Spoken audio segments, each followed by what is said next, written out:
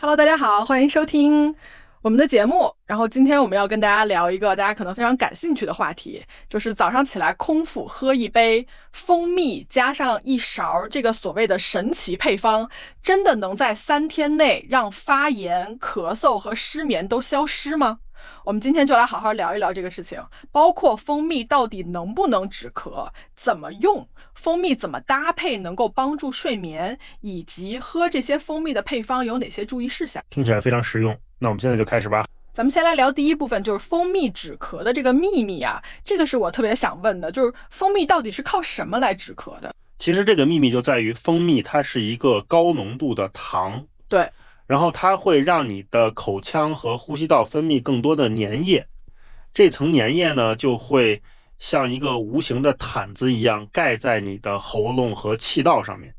这样的话就会减少你因为干燥或者说因为一些刺激引发的咳嗽。哦，原来是靠这个形成保护层啊。没错没错，而且它里面的一些活性物质，比如说过氧化氢，还有一些酚类的东西，它是有抗炎和抑菌的作用的。OK，那它就可以帮你减轻炎症，然后修复你受损的黏膜，所以它是相当于从好几个角度来帮你缓解咳嗽，而不是说单纯的只是像药物一样去止咳。对，那就是说哪些咳嗽是可以用蜂蜜来缓解的，然后哪些人是适合用蜂蜜来缓解咳嗽的呢？像比如说感冒刚开始的时候那种喉咙干痒，然后刺激性的干咳，或者说你就是因为空气太干了导致的咳嗽，那这种情况蜂蜜是特别有效的。甚至说你秋天的时候肺燥啊引发的咳嗽也可以。听起来挺适合小孩和老人。对，1岁以上的孩子还有成年人，然后包括一些身体比较虚弱的人都可以用，但是1岁以下的宝宝是千万不能碰蜂蜜的啊。糖尿病的患者也不能用，有一些人对蜂蜜过敏的也不能用。如果说你是那种痰多的咳嗽，或者说你已经发烧了，或者说你已经喘了，那这个时候你就要特别小心了，你最好还是先去听一下医生怎么说。那就是说，如果我们想要用蜂蜜来缓解咳嗽的话，具体我们应该怎么吃，然后有哪些地方要特别注意的？最简单有效的就是你直接含服，就像我们吃糖一样，慢慢的让它在嘴里化开。那如果是小孩的话，你可以用一点点温水把它稀释。那一般就是1岁到5岁的孩子每次用半茶匙，6岁到11岁的孩子每次用1茶匙，12岁以上的孩子和成人每次用2茶匙。那你一天可以吃1到3次。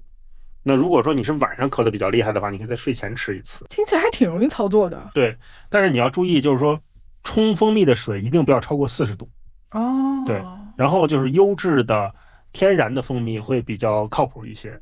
如果你吃了几天都没有好转，或者说你是那种慢性咳嗽，那你一定要去看医生。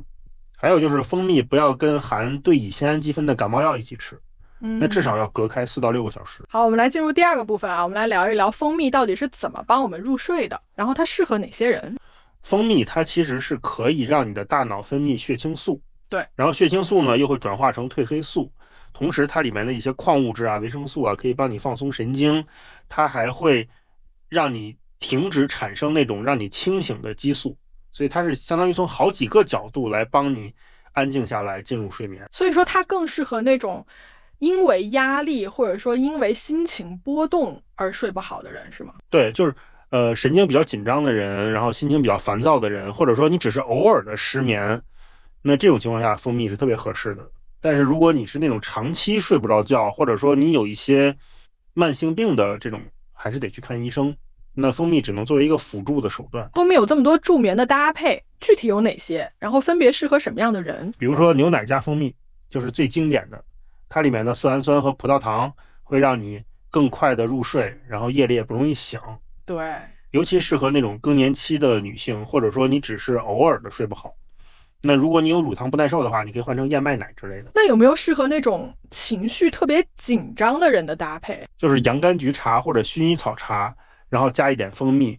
那这个组合就是专门针对因为焦虑啊，或者说因为心情烦躁而睡不着的人。那你喝了这个茶之后，可以让你的神经放松下来。那如果你喜欢的话，还可以在你的枕边喷一点那种蜂蜜薰衣草的喷雾，可以帮助你营造一个比较好的睡眠氛围。我们如果想要用蜂蜜来帮助睡眠的话，具体的有哪些细节是需要我们特别注意的？其实时间的选择是很重要的，就你最好是在睡前的半个小时到1个小时之间喝，然后呢，每次的量不要太多，就10到20克左右就够了，用温水冲调。那如果是有一些，比如说像枣花蜜呀，或者说椴树蜜啊这种，它里面的这种活性物质会更丰富一些。是不是所有人都适合这个方法？不是的，不是的。比如说像糖尿病的患者呀，然后1岁以下的宝宝啊，还有就是对蜂蜜过敏的人是要避开的。那像如果是有胃酸过多的呀，或者说有胃溃疡的呀，那你要少用一些这种比较刺激的这种配方。那如果是长期失眠的话，还是应该及时就医。另外就是说，规律作息和良好的睡眠习惯才是最重要的。好，我们现在要聊的就是这个蜂蜜配方饮用的一些注意事项了啊。那这里其实就有一个大家很关心的问题啊，就是说为什么大家总说早上起来空腹的时候不能直接喝蜂蜜，或者说这个蜂蜜的配方不能早上起来空腹喝？其实早上起来空腹的时候，你的胃里面是几乎没有食物的，那这个时候你喝进去的蜂蜜水，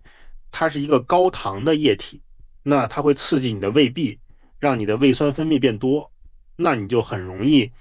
出现这种胃灼热呀，然后反酸啊，甚至胃痛啊。时间长了的话，你可能还会引发这种胃溃疡啊什么的。哦，原来是这样，对，问题挺大的。没错没错，而且蜂蜜里面的这个果糖，它还需要经过你的肠道去转化之后才能被吸收。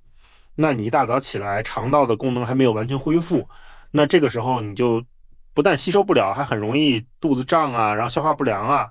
那你最好的其实是起床之后先喝一杯温水，等吃了早餐之后过1个小时再喝这个蜂蜜水，这样的话会安全很多。那是不是所有人都可以很放心的去用这些蜂蜜的配方呢？其实不是的，像糖尿病的患者呀，然后1岁以下的宝宝啊，还有就是对蜂蜜或者是花粉过敏的人啊，是最好不要用的。那像一些胃酸过多的呀，或者是胃溃疡的呀，或者是胃食管反流的呀，还有就是果糖不耐受的呀，这些人都要特别的小心。那有一些人，比如说你是术后的啊，或者是说有一些慢性疾病的，那你可能在使用之前最好还是先咨询一下医生。对，所以就是说蜂蜜虽好，但不是说谁都可以随便喝的。就是说这个蜂蜜的配方大家都想喝的健康，那到底要注意哪些细节呢？最关键的是冲调的时候水温不要超过40度，然后也不要用金属的杯子要用玻璃的或者是陶瓷的杯子会比较好。存放的时候也要注意密封避光，一旦有发酵的味道或者有气泡了就不要用了。原来温度和保存都这么讲究。然后每天的量也不要太多，就20到30克就够了啊，也不要跟葱啊、韭菜啊、豆腐啊这些一起吃。喝的时间最好是在早餐后1个小时，或者下午的3、4点钟。晚上睡前的话，少量几口就好了。喝完之后记得漱口